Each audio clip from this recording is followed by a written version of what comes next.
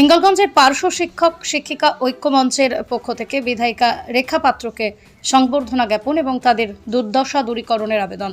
উত্তর চব্বিশ পরগনার হিঙ্গলগঞ্জের পার্শ্ব শিক্ষক শিক্ষিকা ঐক্যমঞ্চের পক্ষ থেকে এদিন হিঙ্গলগঞ্জের নববিধায়িকা রেখা পাত্রকে সংবর্ধনা জ্ঞাপন করা হয়।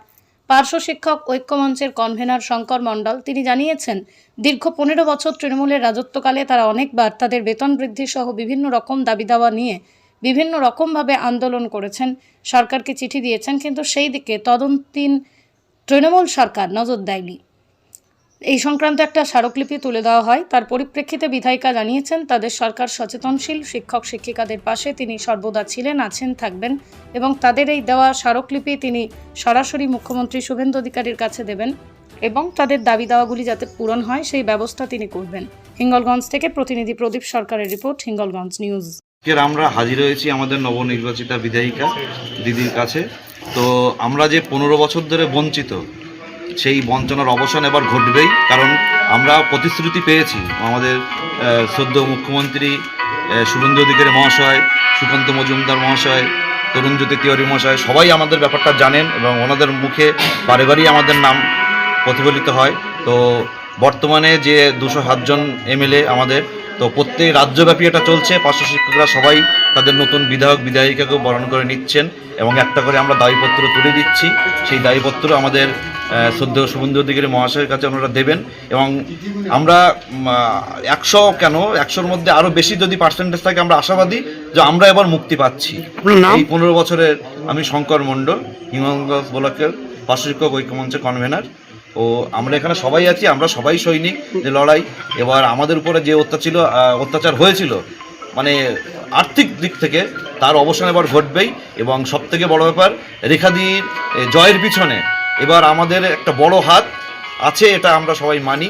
যে আমাদের জ্ঞানেশ কুমারের যে আমাদের করেছিলেন, তার ফলে আমরা প্রত্যেকটা বুথে ছিলাম, প্রত্যেকটা বুথেই থেকে আমরা রেখাদিকে জয়লাভ করে আনতে পেরেছি।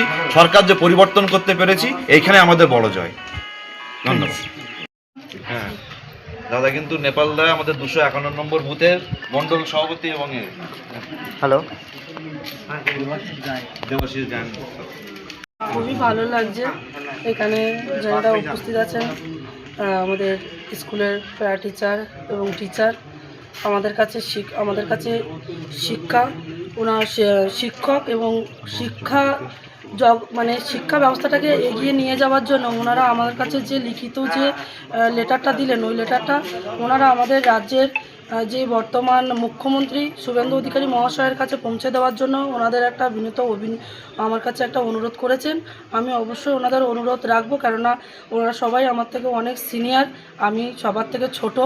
আমি ওনাদের যতই হোক এমএলএ হোক যাই হোক, ছোটো বোনের মতো ওনাদের কাছে তাই আমি ওনাদের এই যাতে শিক্ষা ব্যবস্থাটার উন্নতি হয়, ভালো হয়, সুশিক্ষায় যাতে আমাদের এই হিঙ্গলগঞ্জের বাচ্চারা সুশিক্ষা পায়, তার জন্য ওনারা যেটা বলবেন আমি সেটা করব। ওনাদের মাধ্যমে আমি এই শিক্ষাগত যোগ্যতা যাতে বাচ্চারা পান এবং এই শিক্ষাটা যাতে আরও শিক্ষাগত যোগ্যতায় বাচ্চারা যাতে আরও উন্নত করতে পারেন, সেটা আমি দেখব।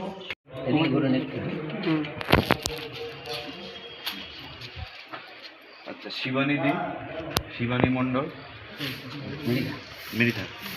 আজ আমরা বলতে চাই, আমরা অনেক দিনের পার্শ্ব শিক্ষকেরা যে আন্দোলন করেছিলাম, তার জন্য আমাদের কোনো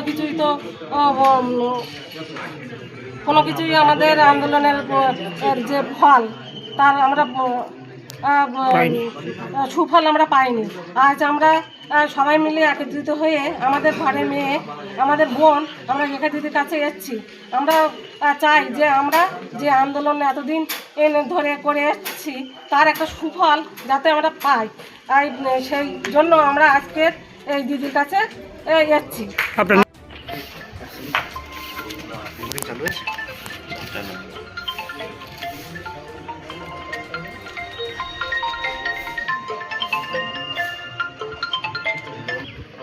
দিদিকে আজকে বরণ করে নেব। তো আমি প্রথমে মহুয়া হালদার জন্য পেপারে যাবে বলো, ঠিক আছে?